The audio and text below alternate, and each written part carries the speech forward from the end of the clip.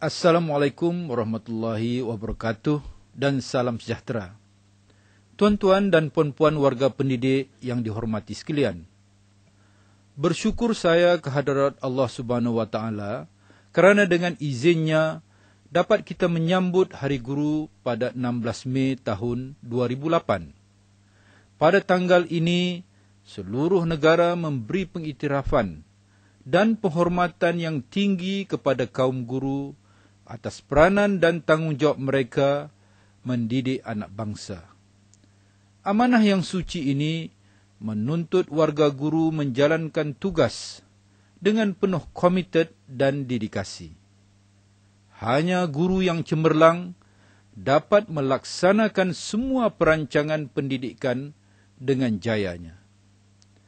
Justru, tema Hari Guru tahun ini, Guru Cemerlang, Negara Terbilang, amat sesuai dan bertepatan sekali. Misi nasional yang termaktub dalam Rancangan Malaysia ke-9 telah menetapkan pembangunan modal insan dan pemukukan minda kelas pertama sebagai satu daripada 5 teras utama bagi negara untuk mencapai status negara maju menjelang tahun 2020. Di bahu gurulah terletaknya tanggungjawab untuk memastikan kemenjadian murid yang merupakan aset paling berharga kepada negara kelak. Apabila bercakap tentang kecemerlangan guru dan profesion keguruan, fokus perlu diberikan kepada 5 perkara utama yang menjadi asas kejayaan dan kewibawaan seseorang guru. Ia adalah kekuatan intelek, kepimpinan berwibawa, kemurnian akhlak, kesediaan untuk berubah serta minat dan cinta terhadap profesionnya. Setiap fokus ini saling berkait, melengkapi serta bergerak serentak dan beriringan. Hayatilah dan amalkan 5 perkara tersebut agar kita sama-sama dapat memertabatkan profesion keguruan ini. Dari segi kekuatan intelek, guru hendaklah cemerlang dalam melaksanakan tugas asasi mereka, iaitu dengan mengajar. Proses pengajaran dan pembelajaran akan menjadi lancar dan bermakna sekiranya guru menguasai kandungan subjek yang diajar dan berketerampilan dalam kemahiran pedagoginya. Di samping itu, guru juga perlu memiliki pengetahuan umum yang baik dan terkini, agar mereka kekal relevan dengan tuntutan perubahan semasa. Satu lagi aspek yang amat berkait rapat dengan profesion keguruan ialah kepimpinan. Sebagai satu organisasi pembelajaran, sekolah perlu dipimpin dengan cekap dan berkesan oleh mereka yang telah diberi amanah. Dalam perkara ini, pengetua, guru besar dan guru penolong kanan merupakan pemain utama.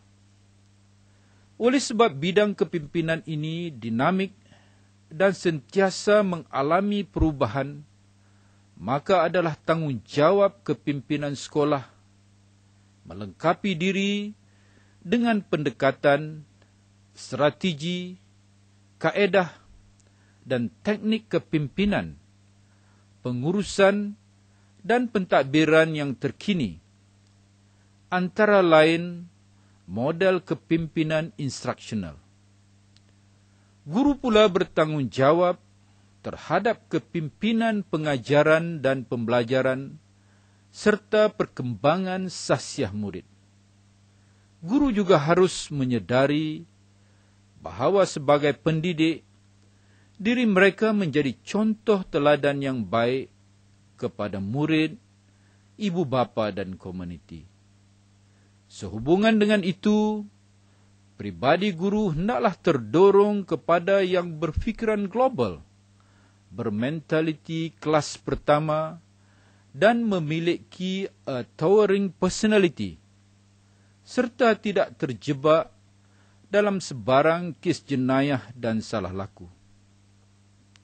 Guru juga perlu bertindak secara terarah dengan menjadikan etika profesion keguruan dan pelan integriti nasional sebagai panduan dalam menjalankan tugas dan tanggungjawab.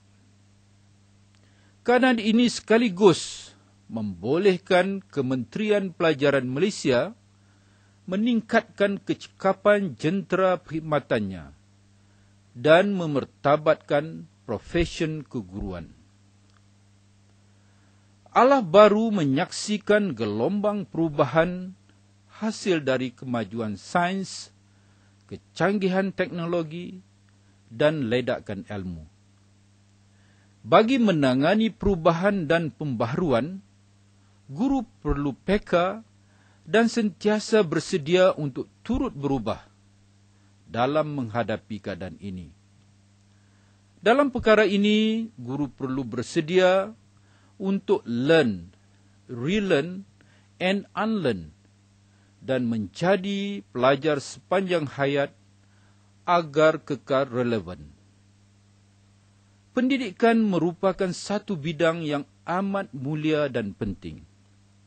Ia merupakan asas pembangunan insan dan tamadun, wadah keamanan, kesejahteraan, dan kemakmuran. Pendidikan juga adalah satu bidang yang dinamik dan penuh cabaran. Ia menuntut perancangan strategik yang teliti dan pragmatik, pembelajaran yang besar, serta jentera pelaksanaan yang cekap. Pendidikan juga sentiasa terdedah dan terpengaruh dengan tuntutan perubahan selaras dengan perkembangan semasa dan negara.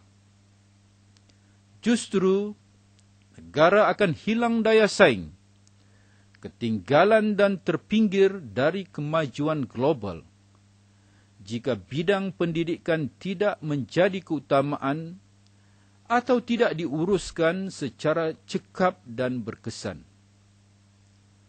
Keperluan dan kepentingan pendidikan menuntut minat dan kecintaan yang mendalam terhadapnya. Minat dan kecintaan ini akan menerbitkan keinginan dan dorongan untuk menjalankan tugas secara jujur, ikhlas, dan penuh tanggungjawab.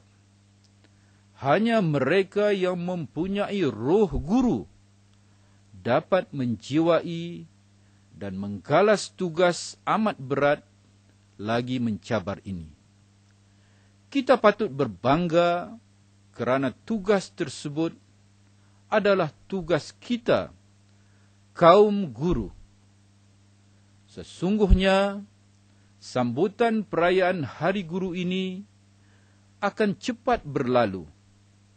Namun harapan murid, ibu bapa, komuniti dan negara terhadap kualiti perkhidmatan guru tidak pernah hilang, malah bertambah. Kecemerlangan guru sentiasa diperlukan selagi institusi sekolah masih berdiri dan menempatkan murid di dalamnya. Oleh yang demikian, guru perlu terus cemerlang kerana masa depan negara bergantung pada mereka.